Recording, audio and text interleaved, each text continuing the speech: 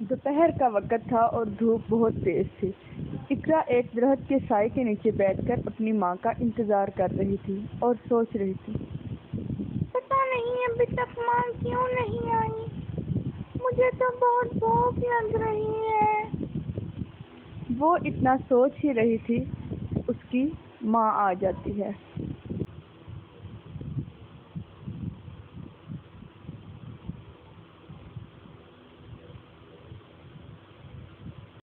وہ اپنی ماں سے کہتی ہے، ماں، آپ کتنی دیر سے گئی ہیں؟ میں کب سے آپ کا انتظار کر رہی ہوں۔ مجھے بہت بھوک لگ رہی ہے ماں۔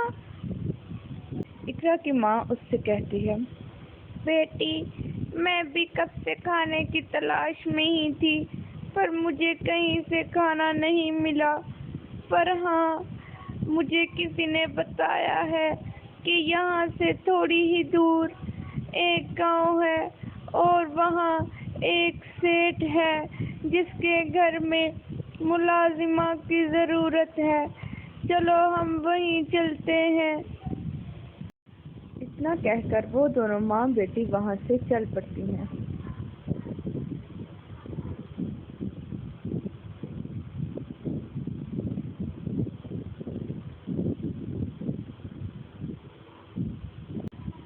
تھوڑی دیر چلنے کے بعد وہ دونوں ماں بیٹی ایک گاؤں میں پہنچتی ہیں اور وہاں اقرا کی ماں رابعہ کسی آدمی سے پوچھتی ہے، ارے بھیا، کیا آپ مجھے بتا سکتے ہیں کہ یہاں سیٹھ عرفان کا گھر کدھر ہے؟ گاؤں کا آدمی کہتا ہے، ارے بہن جی، میں بتا دیتا ہوں آپ کو راستہ، پر آپ کو وہاں کام کیا ہے؟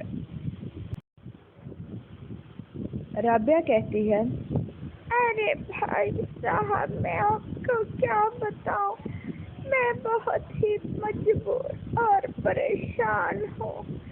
ہم دونوں ماں بیٹی اس دنیا میں بالکل اکیلی ہیں، ہمارا کوئی سہارا نہیں ہے، اور مجھے پتہ چلا ہے کہ ان کے گھر ملازمہ کی ضرورت ہے۔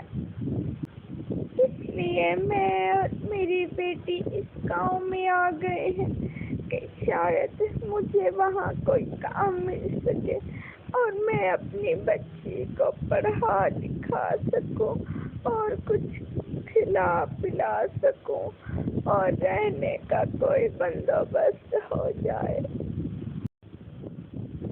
ٹھیک ہے بہن جی، میں آپ کو وہاں چھوڑ آتا ہوں، چلیے میرے ساتھ۔ وہ لوگ جب وہاں پہنچتے ہیں تو سیٹھ کی بیوی، کون ہو تم لوگ اور یہاں کیا لینے آئی ہو؟ رابعہ ان سے کہتی ہے، جی معاف کیجیے گا، مجھے پتا چلا تھا کہ آپ کے گھر میں ملازمہ کی ضرورت ہے۔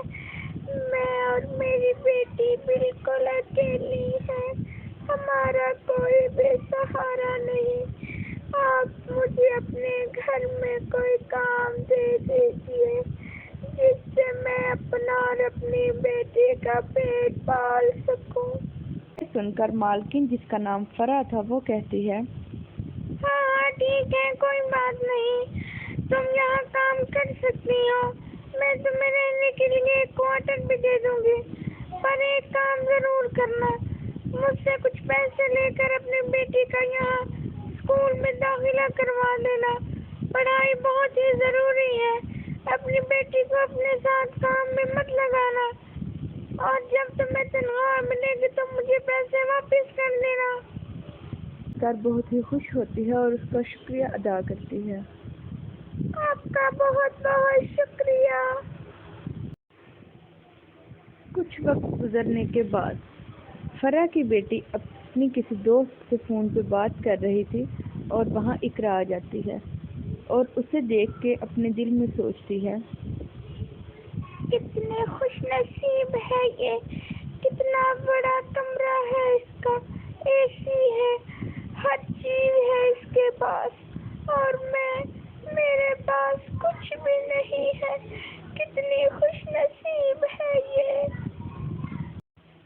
دیر میں ٹینا اسے اپنے کمرے میں دیکھ لیتی ہے اور کہتی ہے، تمہاری ہمت کیسے ہوئی میرے کمرے میں آنے کی؟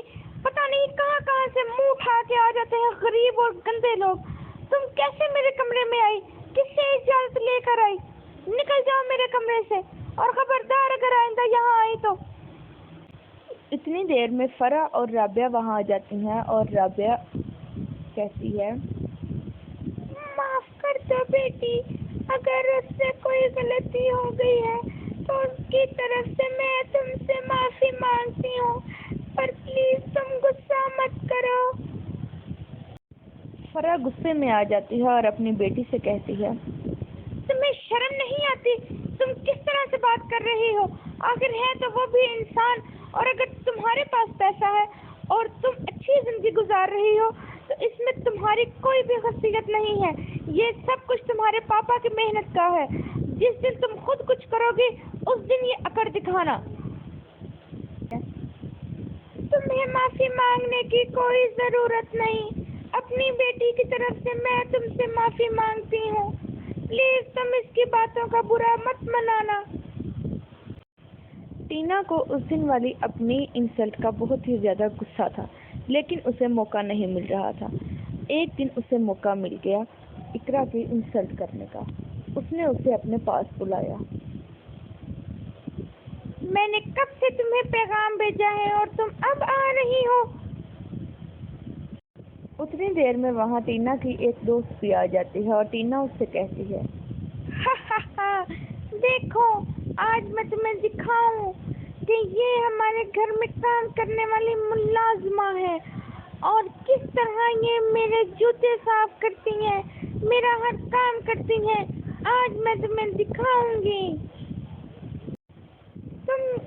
وہ اسے وہاں اپنے پاس بلاتی ہے اور اپنے جوتے صاف کرنے کا کہتی ہے.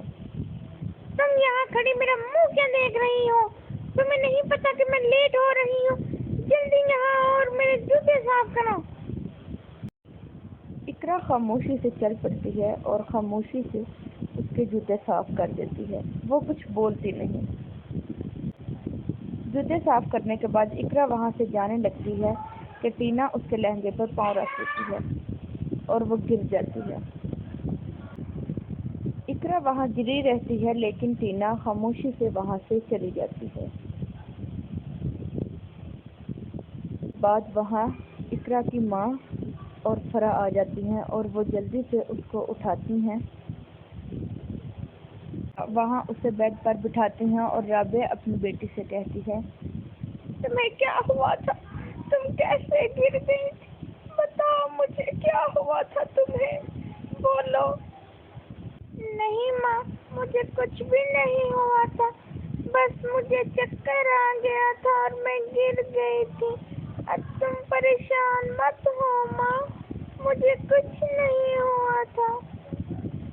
ماں بیٹی باتیں کر ہی رہی ہوتی ہیں کہ فرح خاموش رہتی ہے کیونکہ اسے سمجھ آ گیا تھا کہ اقرا خود نہیں گری تھی بلکہ اسے گرایا گیا تھا اور یہ کام صرف اور صرف اس کی بیٹی کا ہی تھا.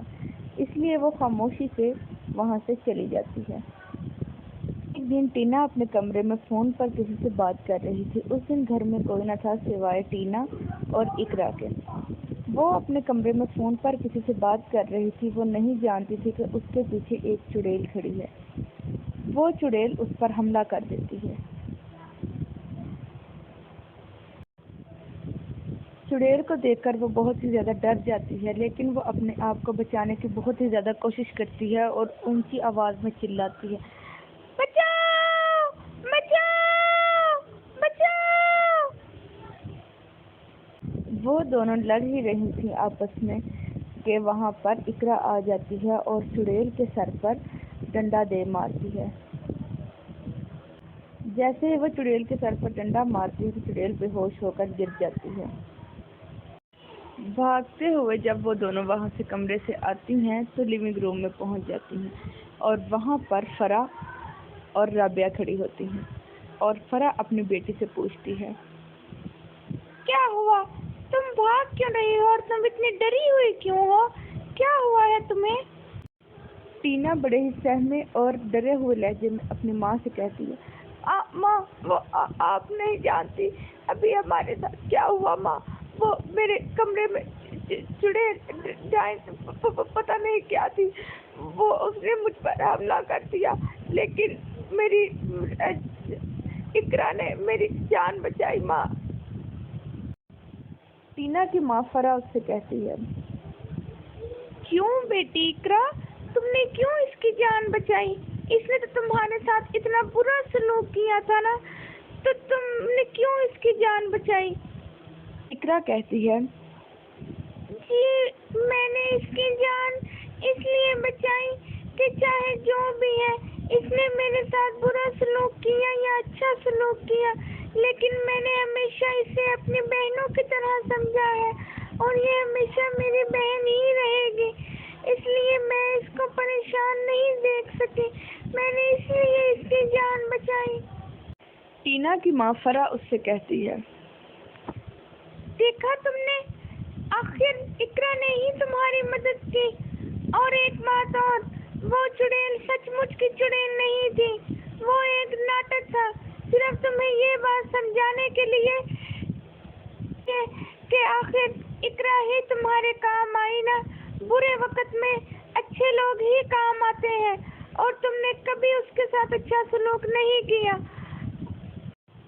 अपनी माँ की ये बात सुनकर टीना कहती है, मुझे माफ कर दो, मैं आज के बाद कभी तुमसे बुरा सलूक नहीं करूंगी।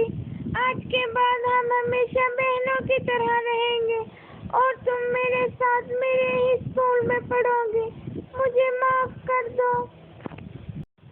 और फिर वो सब एक दूसरे के साथ हंसी खुशी रहने लग जाते हैं। तो दोस्तों, अगर आपको हमारी ये स्टोरी पसंद आई हो तो लाइक करें और ऐसी मज़ीद अच्छी स्टोरीज देखने के लिए चैनल को सब्सक्राइब करें। शुक्रिया।